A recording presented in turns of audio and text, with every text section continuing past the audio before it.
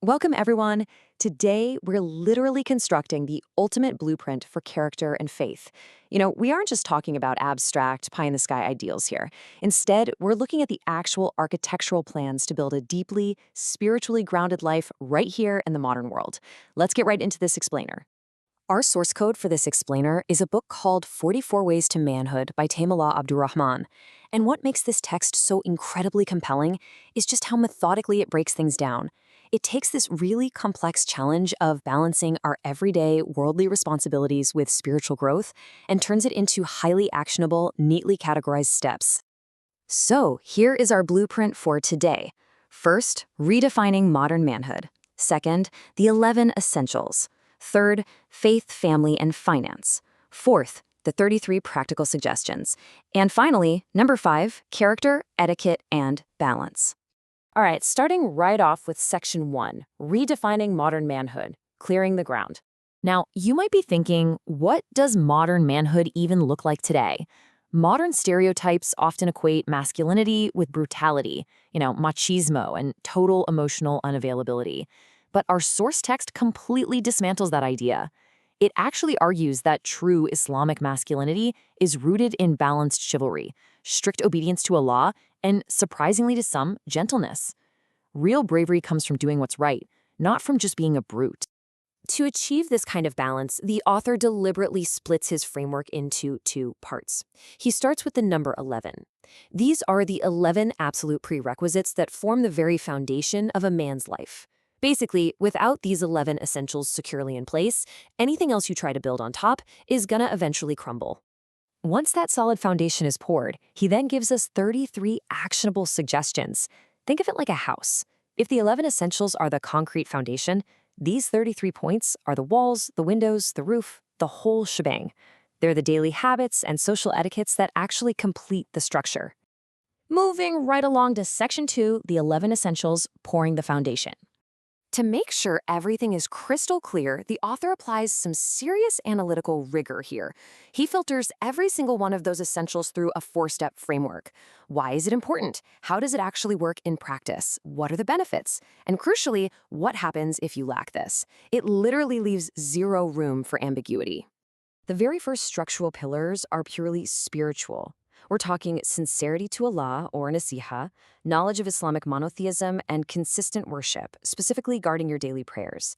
Because, honestly, without an accurate understanding of the Creator, all other actions are pretty much meaningless. Your internal compass just has to be completely aligned first. Which brings us to section 3, faith, family, and finance, building the core. Now, this core framework requires a pious wife who acts as a trusted advisor and a real source of comfort. It also requires obedient children who are taught manners and faith early on. And of course, it requires a comfortable home.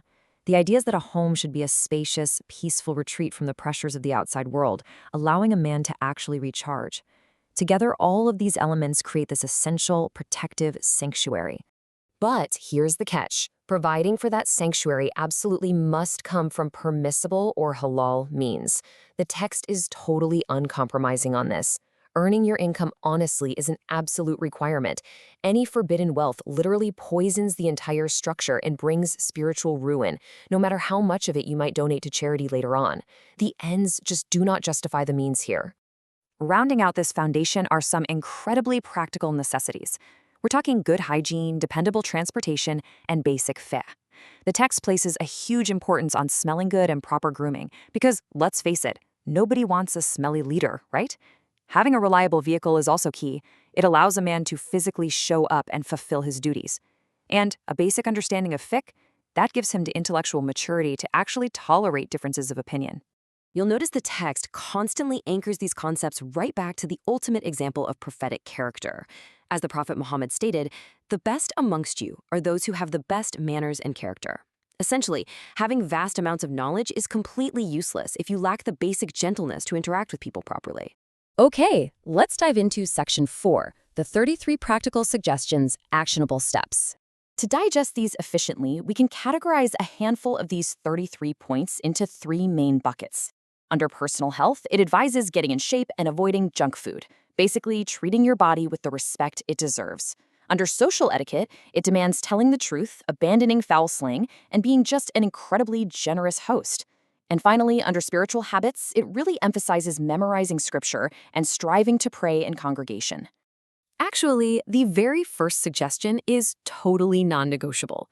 It says you need to memorize at least one line of the Quran a week in both Arabic and your native language. In fact, the author is pretty blunt here. He states that if you can't even find time to reflect over the words of your creator, there's no need to even read the rest of the list. It's your weekly tether to the divine, and it's absolutely crucial. And that brings us to Section 5, Character, Etiquette, and Balance, the finishing touches.